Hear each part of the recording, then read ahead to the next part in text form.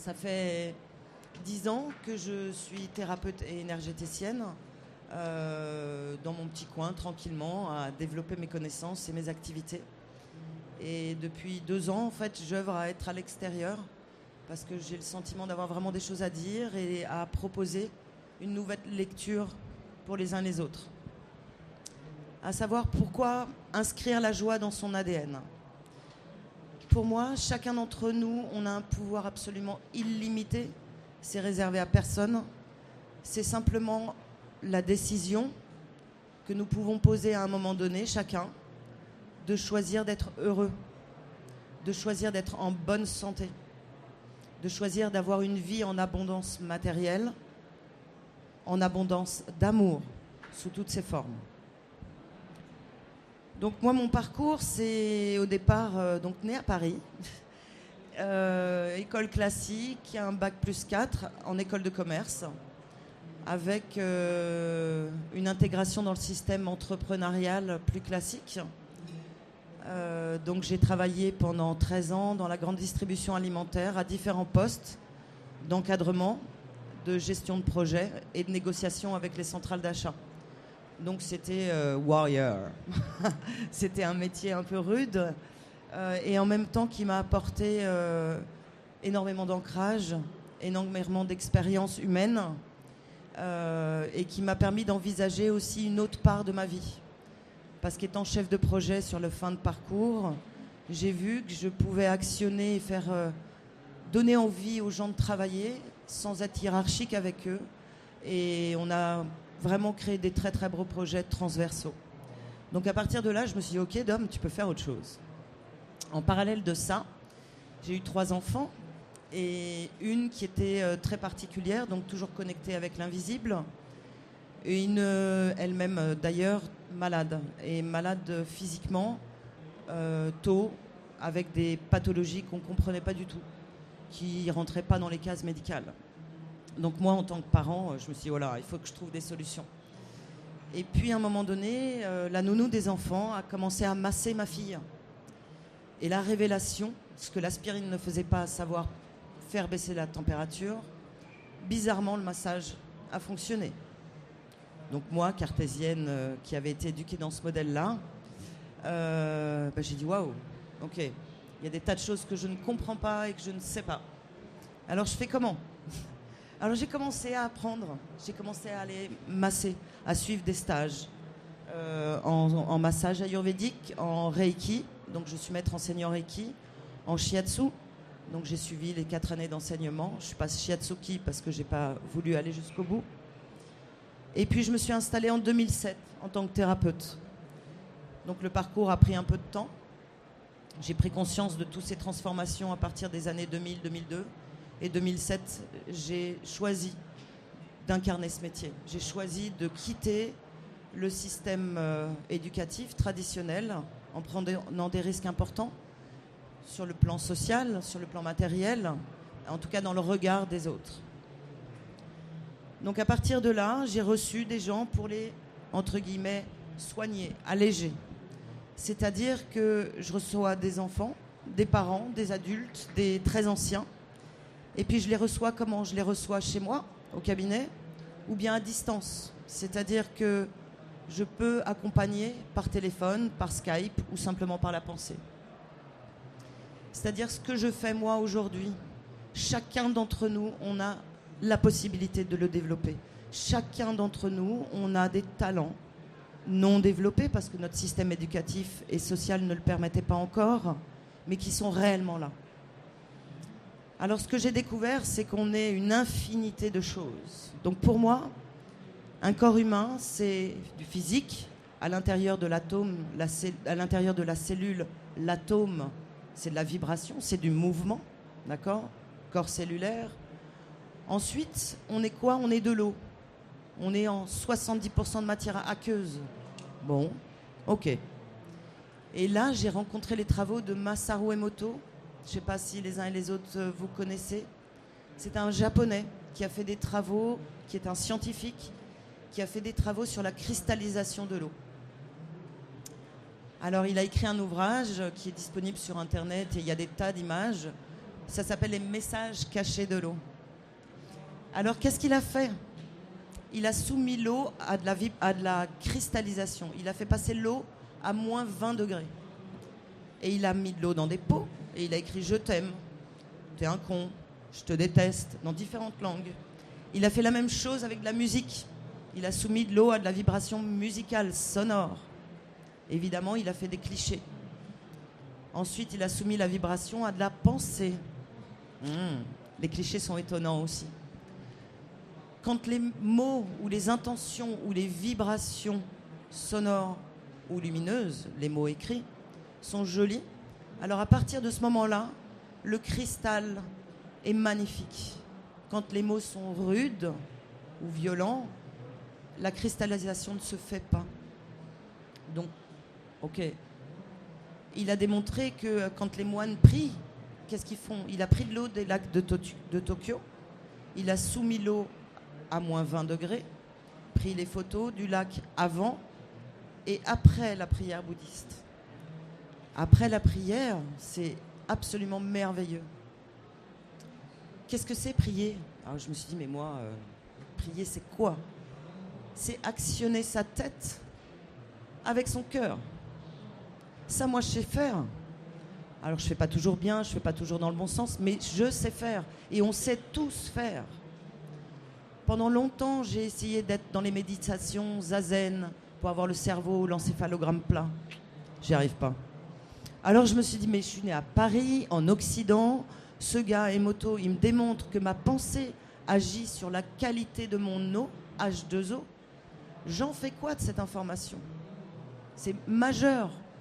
Ça veut dire que vous et moi, on a le pouvoir, avec notre pensée, de transformer la réalité physique et matière de notre corps.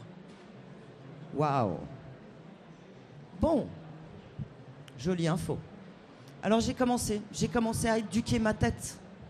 J'ai commencé à lui dire stop quand je fais le cheval fou.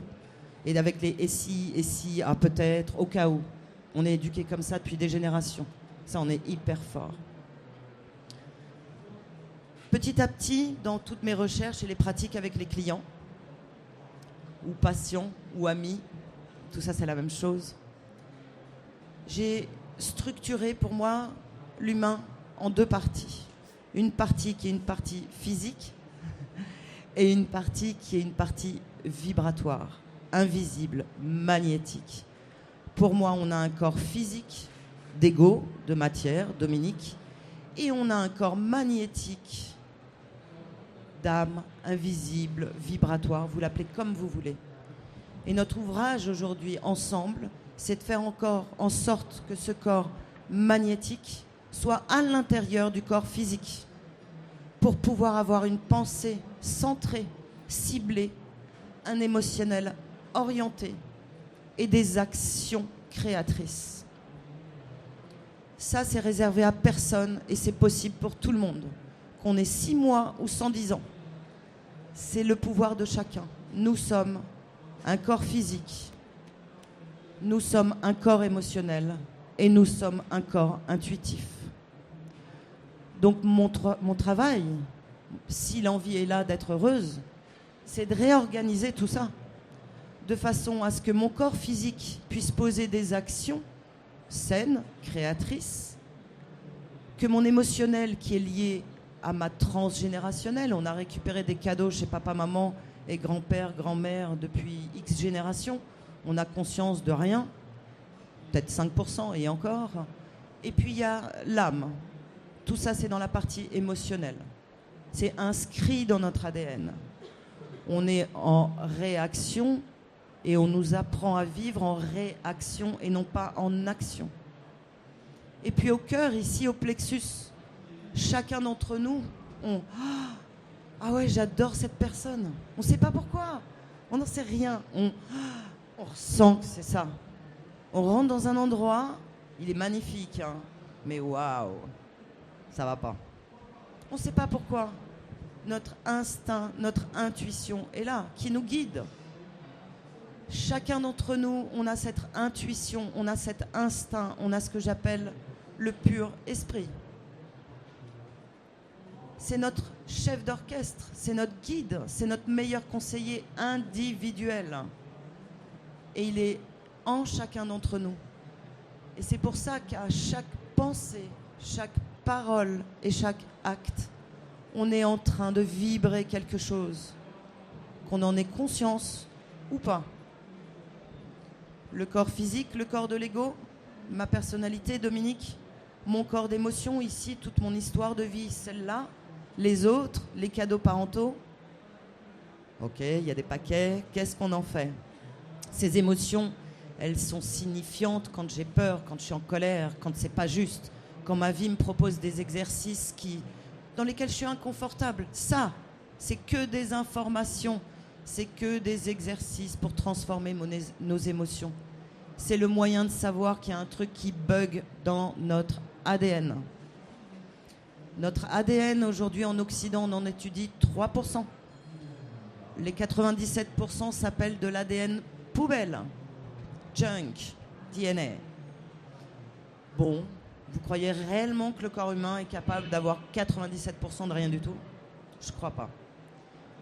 Nous avons, avec la pensée, démontré à travers les travaux de Masaru Emoto que notre pensée a la capacité totale et illimitée de changer notre corps physique. Ça veut dire que notre tête, si on la développe pour orienter les pensées, pour guérir les émotions, parce qu'évidemment, on a des paquets plus ou moins lourds, mais on est venu dans cette vie pour ça, pour les guérir. Si on les considère avec amour, bienveillance, tendresse et détermination, on en prend soin, on les extrait de notre corps physique, on les dissout, nos peurs, on les dissout, nos colères. On n'est plus en train d'utiliser Madame Culpabilité, Monsieur Jugement, qui sont en permanence sur nos épaules et qui disent oui, c'est pas bien, c'est pas ci, c'est pas ça. Non, ça se dissout. Et on n'est plus en train de juger l'autre non plus. On est en train de devenir libre de tout ce qui s'est passé pour pouvoir actionner les émotions de plus en plus vers l'orientation qu'on souhaite leur donner. Parce qu'évidemment, on va installer des buts dans notre vie. Des buts à court terme, des buts à moyen terme, des buts à long terme. Parce qu'on a des envies qui vont de plus en plus germer. On a de l'intuition qui vont dire « Waouh, ce truc, c'est top, j'ai envie d'y aller. » Ou « Non, ça, je sais pas, je sens rien, j'en sais rien. » Mais c'est ça que vous allez écouter. C'est que ça. Plus on tait la tête qui est sans arrêt avec les questions, les protocoles de ici et ça. Oh, un tel, il me voit comme si, j'ai la sale tronche. Mes cheveux sont pas dans le bon sens, mes fesses non plus. Mon Dieu, c'est sans fin. D'accord? Donc, ce pouvoir qu'on a chacun d'entre nous de se rendre une vie heureuse, de se la restituer, parce que c'est notre nature fondamentale. On devient de plus en plus non plus des réacteurs, on devient des acteurs, on devient acteur et on écrit le scénario de sa vie. Moi, il y a 10 ans, depuis petite, je veux un boulot où je bosse à distance, enfin, où je bosse partout dans le monde pour aider les gens. Bon, je vendais des pizzas et des yaourts chez Danone, c'était pas bien barré. Aujourd'hui, il y a des sous qui tombent sur mon compte quand je dors.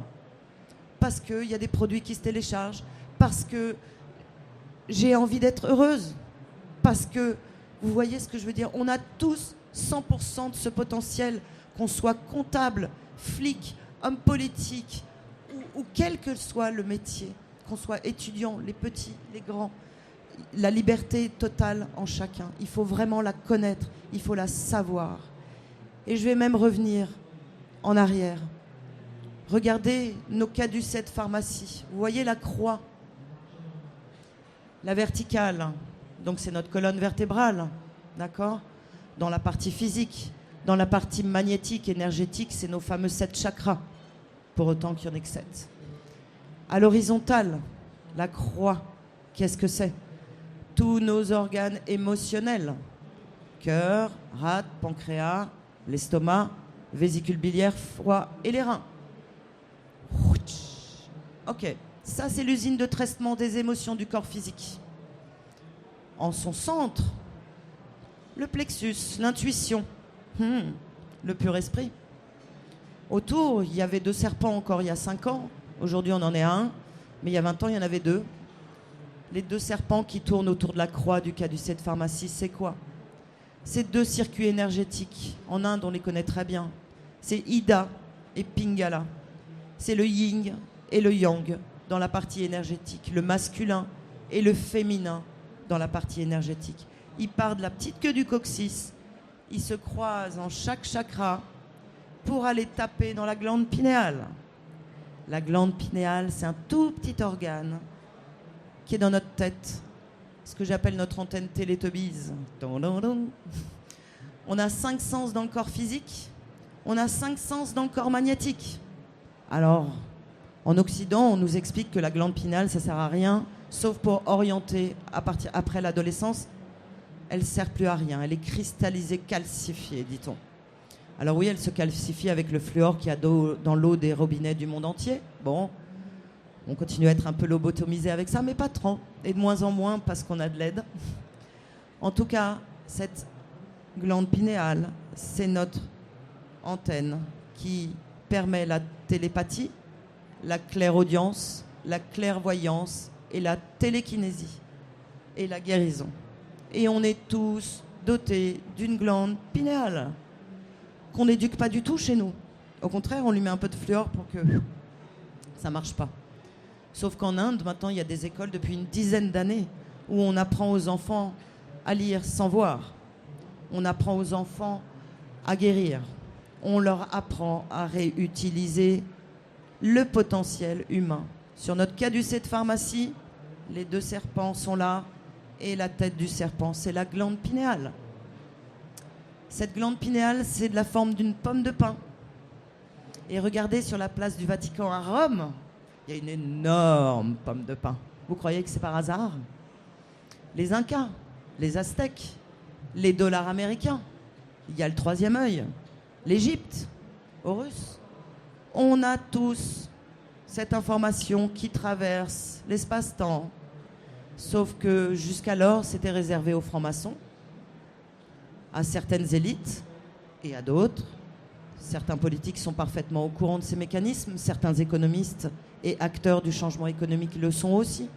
Maintenant, c'est à nous tous, j'allais dire en bas, chez nous, de l'utiliser, d'en profiter, de la développer, de s'en servir si on a envie.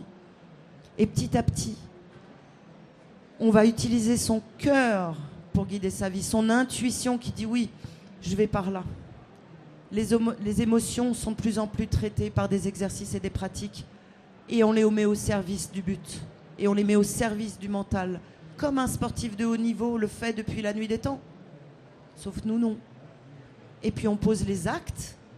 Il y en a beaucoup moins à faire, parce qu'on devient très paresseux quand on fonctionne comme ça. Je peux vous assurer qu'on passe un coup de téléphone et voilà. Et si le projet est juste, ça se fait. Si le projet n'est pas juste, ça se fait pas. Et on affine et on devient ce que j'appelle un consomme-acteur. On devient scénariste de nos vies. On choisit qu'est-ce qu'on mange, qu'est-ce qu'on dit, qu'est-ce qu'on pense.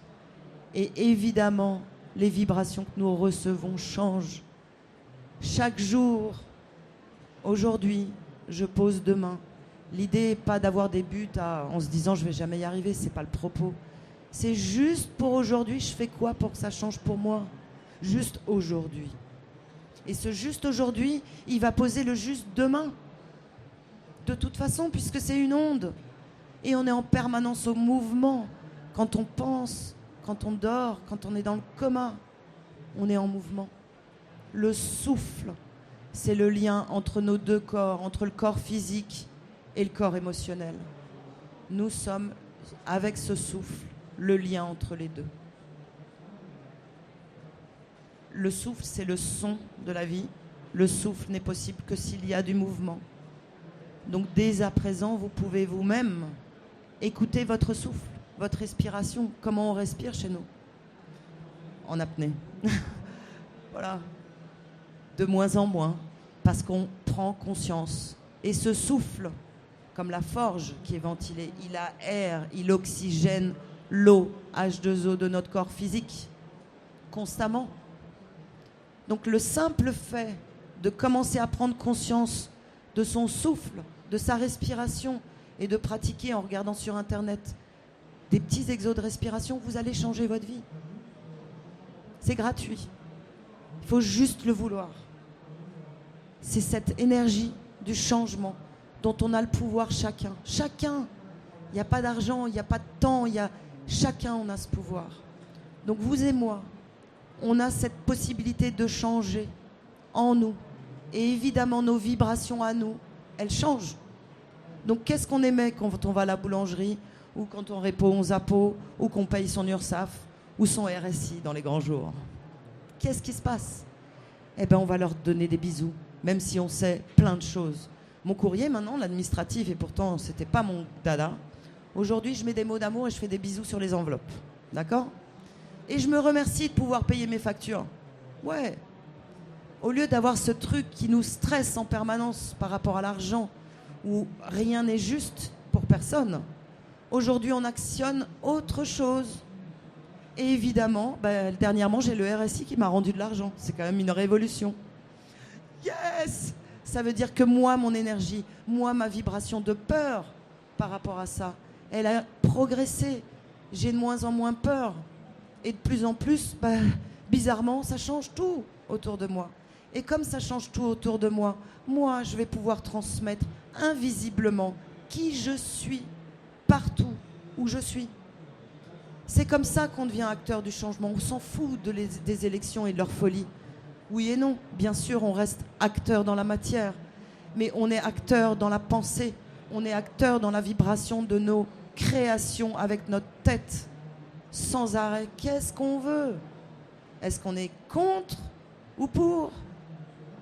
Est-ce qu'on est en réaction ou est-ce qu'on est en action?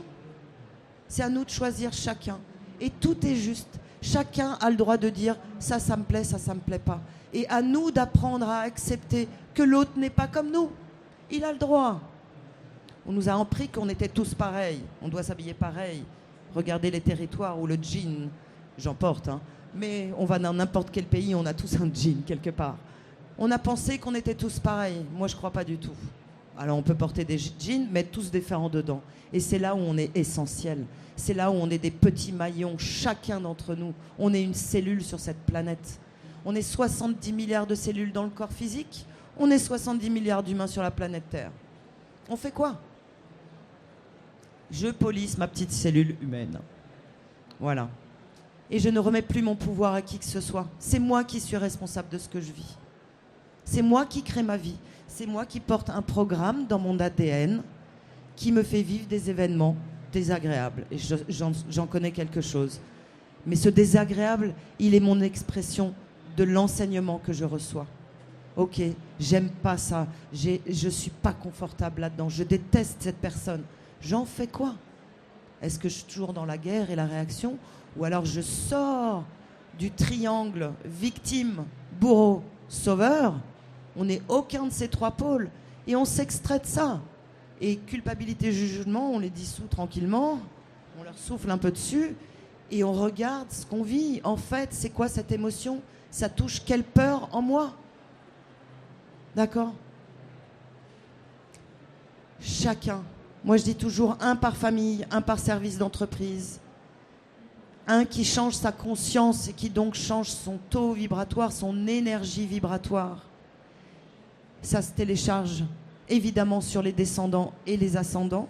Alors les anciens disent, quels que soient les territoires, ils disent que c'est sur 7 générations. Alors bon, il y a un point commun. Ça veut dire que je change, moi, mon programme ADN.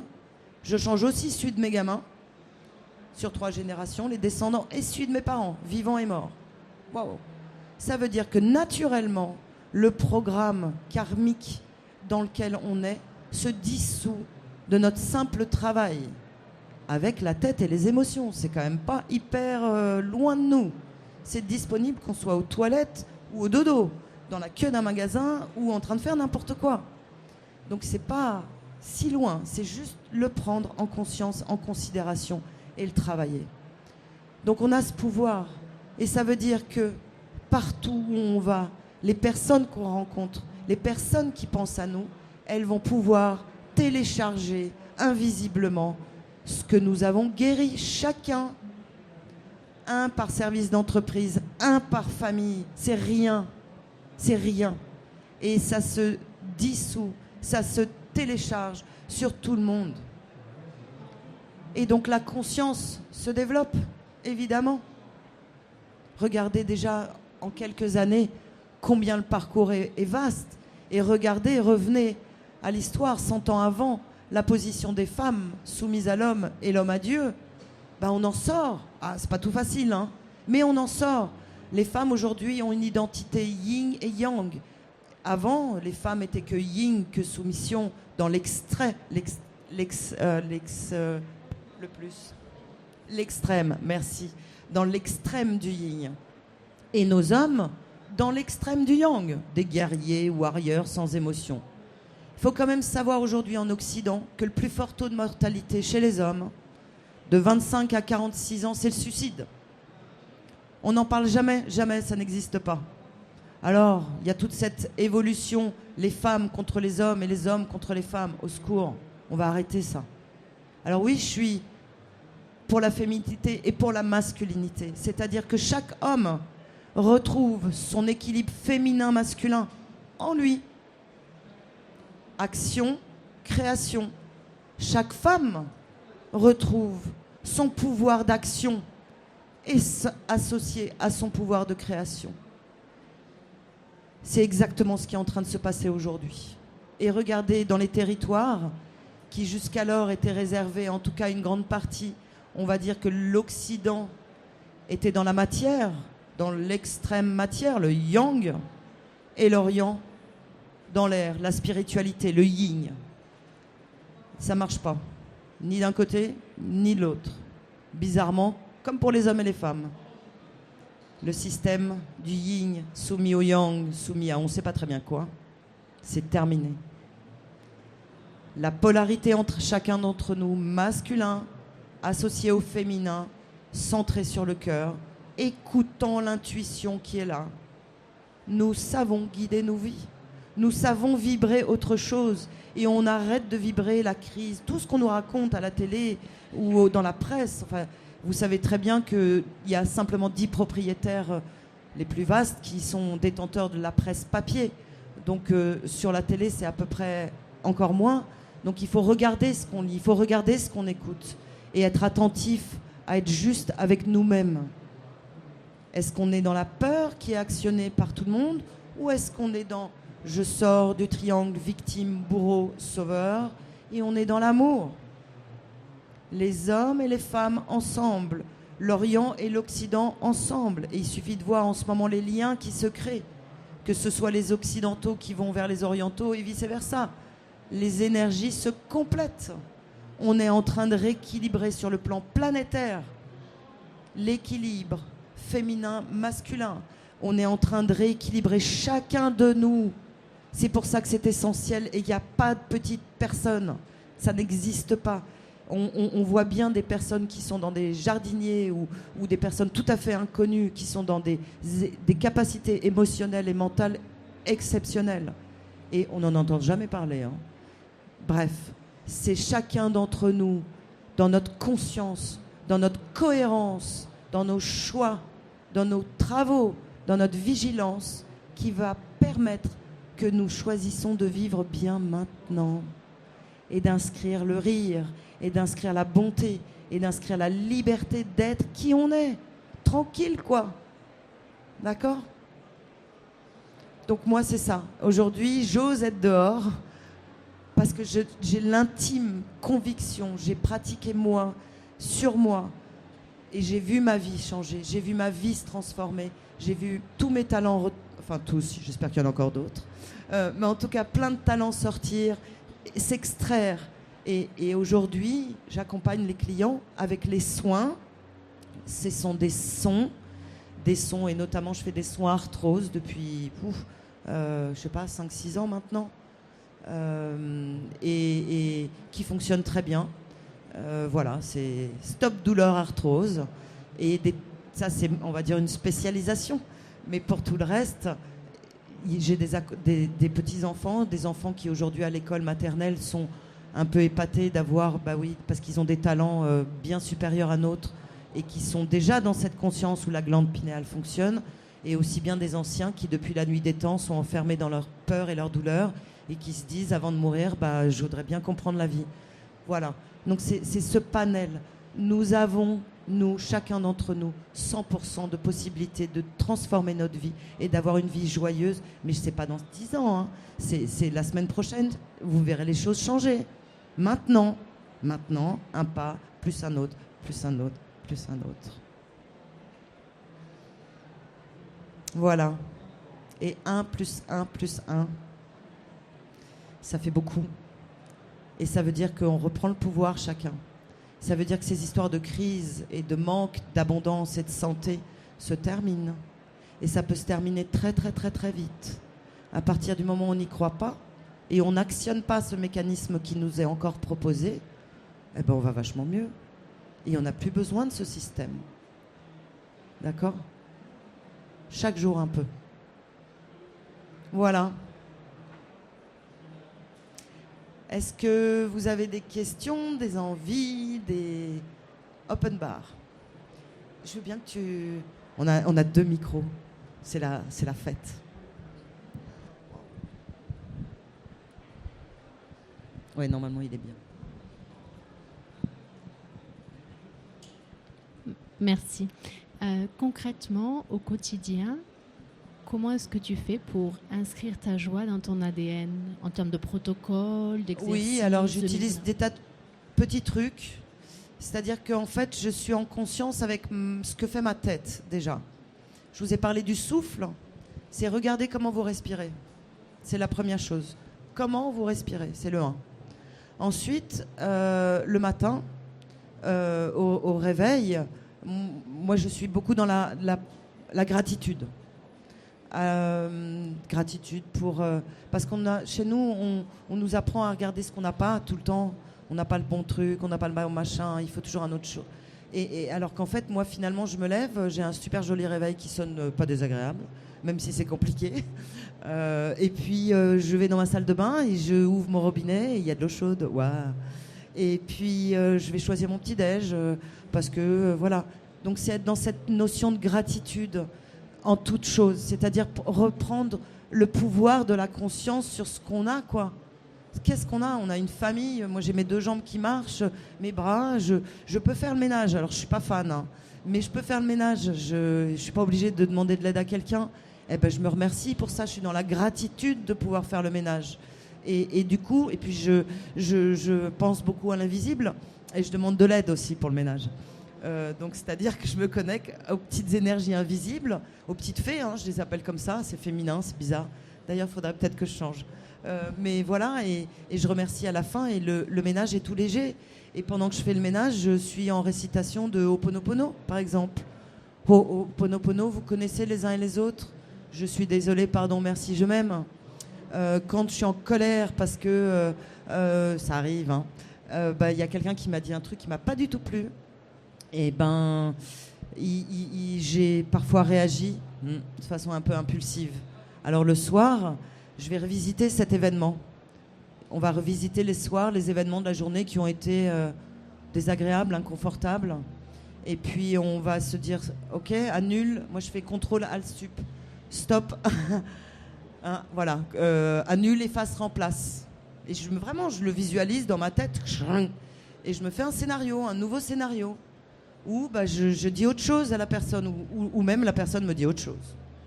Et je pratique le Ho'oponopono. Quand vraiment je sens que je suis dans un truc où ça ronchonne dur, je suis dans le Ho'oponopono. En ce moment, on a un sujet qui me tient à cœur, les Linky. Hein. Et voilà, et je suis un peu ronchon quand même. Hein. De temps en temps, on reçoit des courriers, ça me plaît pas. Et je fais Ho'oponopono. Et je vois la situation se guérir. Et je pratique en tout sujet. Mais vraiment, le Ho'oponopono, ça fait 10 ans que je l'utilise surtout en tout, pour tout. C'est vraiment, voilà. J'utilise des mantras aussi beaucoup. Alors, quand on a le cœur émotionnel qui est trop emballé, on peut utiliser les mantras qu'on trouve sur Internet et être dans l'énergie du groupe pour se connecter à l'égrégore, à la masse des formes pensées du groupe. Et ça aide. Donc, c'est ce type d'action. C'est vraiment, bien sûr, j'ai des temps de méditation spécifiques. mais c'est plus de la création, en fait. Moi, je suis beaucoup plus en train d'utiliser ma tête pour actionner mes buts. Voilà, je prends en charge mes émotions, mes colères, mes peurs, mes incompréhensions, et je leur fais des câlins. Je les sors de mon corps, mais vraiment, je les sens, et je les mets dans mes bras, et c'est comme si c'était un de mes enfants, et je deviens mon propre père et ma propre mère. Je ne demande plus personne de l'aide ou de la reconnaissance, et je les prends, et je les câline, et je les aime, comme quand on enlève nos enfants quand ils ont la pétoche, quoi. On va pas être dans le jugement. Bah nous, oui. Quand on a peur, on dit qu'on n'a pas peur. Si. Donc c'est vraiment cet exercice de conscience qui est simplement de la vigilance quotidienne. Donc j'actionne la gratitude, j'actionne le pardon, beaucoup. Parce que pour moi, le pardon, c'est quelque chose qui permet de couper le lien négatif. Ça permet d'accueillir, pas d'accepter. C'est très différent. J'accueille ce qui s'est passé. C'est ok, c'est factuel. Par contre, je n'accepte pas. Je veux que ça change. Donc j'actionne les moteurs du changement. J'actionne mon cœur à dissoudre les problématiques.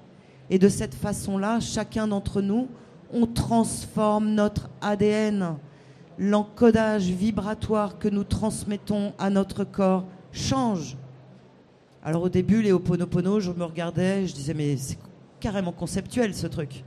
Mais ça avait aucun sens. Aucun, je sentais rien, aucune émotion, rien. C'était le truc plat. Et puis petit à petit, j'ai commencé à ressentir. Petit à petit, ça m'a fait du bien au bide. Petit à petit, j'ai pu pleurer. Chose qui était pour moi tellement verrouillée que c'était pas possible. Petit à petit, voilà.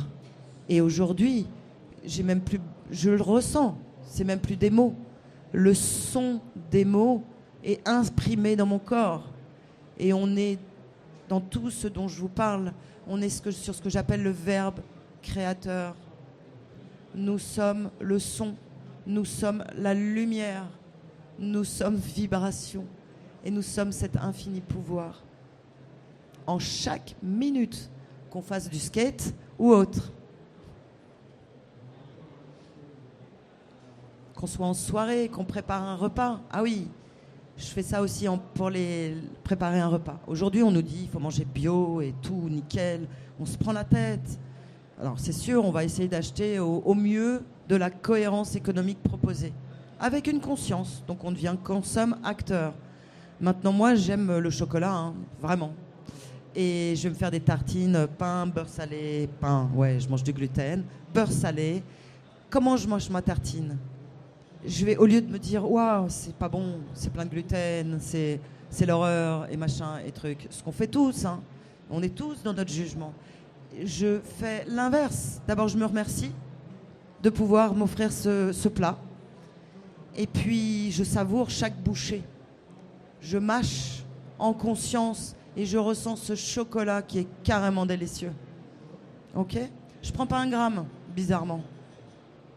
Et tous nos plats, tous nos repas, regardez les anciens, qu'est-ce qu'ils faisaient avant ? Avant de manger quoi que ce soit, ils priaient dessus. Prier, c'est quoi ? C'est mettre de l'intention sur sa nourriture et donc transformer la qualité de la nourriture. Donc bien sûr, évidemment, on tend vers du 100%, zéro pesticide, zéro machin chose. On n'y est pas. Donc on va pas se prendre la tête. On va faire au mieux avec notre tête. Donc sur la nourriture, c'est ça. Et j'ai fait l'expérience à la maison où j'ai commencé à préparer les repas en conscience, c'est-à-dire en épluchant, en cuisant, en tournant et en mettant des mots d'amour sur la nourriture, des mots d'amour sur l'eau du robinet, parfois aussi, et en tournant tout ça. Et à chaque fois, c'est 100% des cas, même si la qualité, parce que je suis vraiment pas fine cuisinière, hein, même si la qualité n'est pas au top, le résultat des courses, c'est à chaque fois, c'est mais qu'est-ce que tu as fait ? Qu'est-ce que tu as mis dedans ? C'est systématique, c'est du 100%. Testez. Regardez les Masaru Emoto, donc ce fameux japonais, il a démontré avec les cristaux d'eau, à partir du riz. Moi, je le fais dans mes stages pour les enfants, où il a fait cuire du riz blanc, divisé en 2 pots. Un pot où il a commencé à insulter le riz, un pot où il lui a dit « je t'aime ». Je fais résumer. Eh ben, le résultat de la pourriture est abyssal. Il y a 3 semaines à 1 mois d'écart entre les 2 pots. Alors moi, j'ai fait le test aussi avec pardon, parce que je me demandais si ça servait à quelque chose. Donc j'ai rajouté un 3e pot que j'insulte et à qui je dis pardon. Ça marche super bien. Le pardon est très efficace. Et c'est là où je me suis dit, ok, va mettre du pardon. Va revisiter les événements que tu as vécus, où tu n'as pas été tip-top et où tu préférais être autrement. Et je les scénarise. Donc ça, c'est le soir. Le soir aussi, je vais scénariser des projets, mes buts, atteindre mes buts. Donc je vois mes buts atteints. Je les ressens atteints. Et je sais que LinkedIn est en train de se dissoudre. Voilà, je le sais. On fait de notre mieux. Voilà. Est-ce que j'ai répondu ? Ok. Est-ce qu'il y a une autre question ?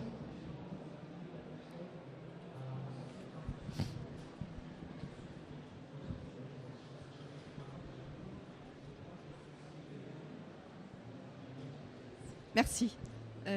Oui, j'aurais bien voulu que tu reviennes. Bonjour. Oui. Ouais, bonjour.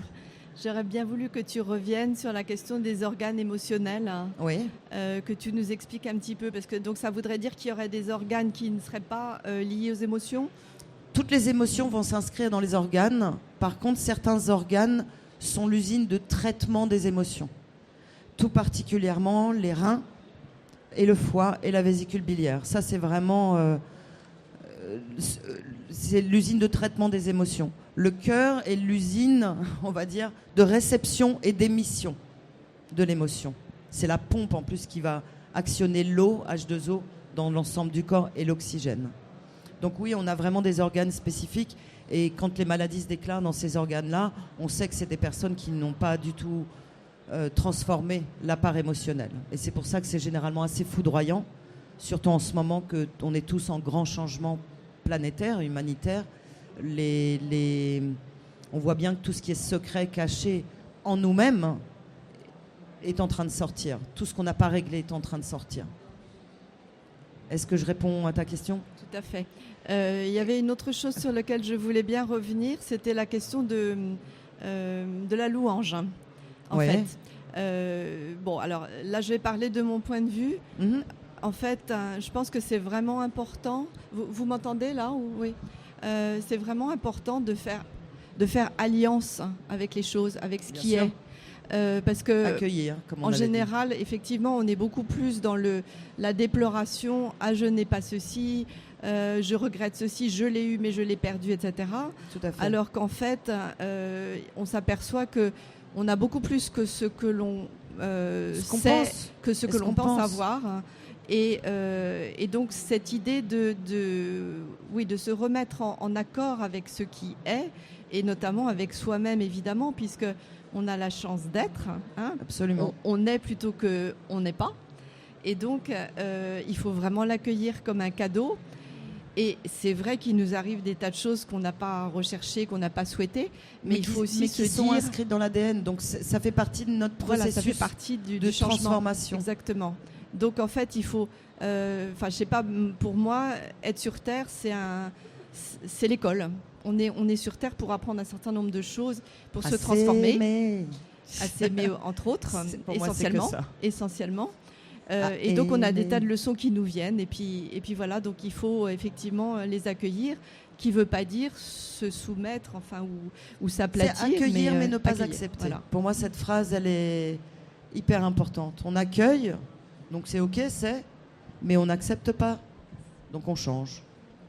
Est-ce qu'il y a d'autres questions ? Oui, non ? Non. Bon. Alors du coup, on a le temps de faire un petit soin. Je suis super contente.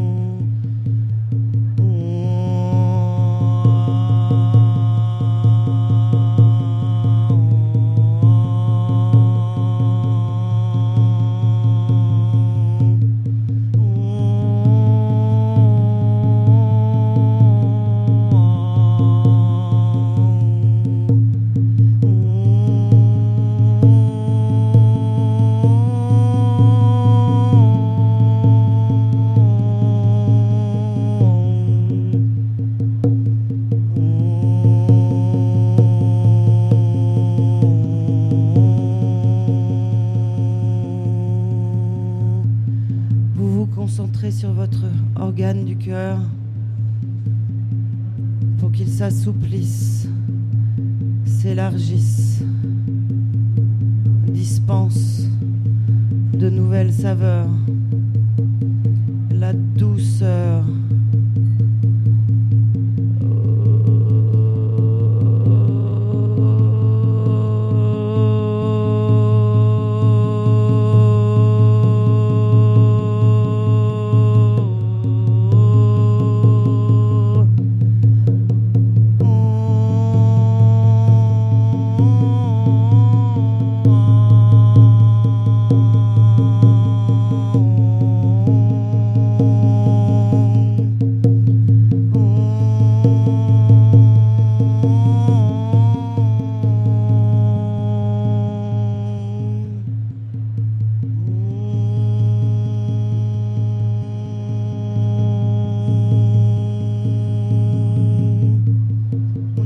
L'amplitude, l'espace, la largesse.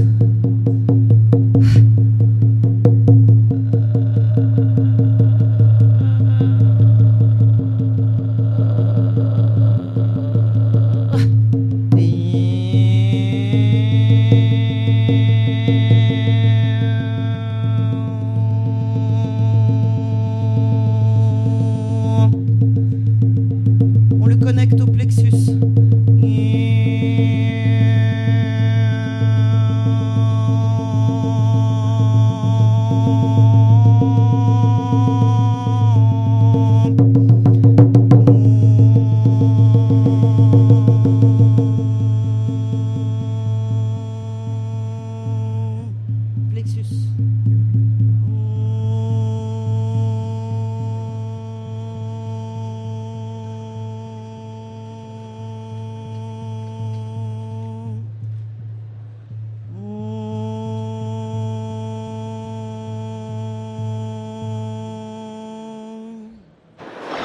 En tout cas, voilà, vous avez reçu ce qu'il y avait à recevoir aujourd'hui.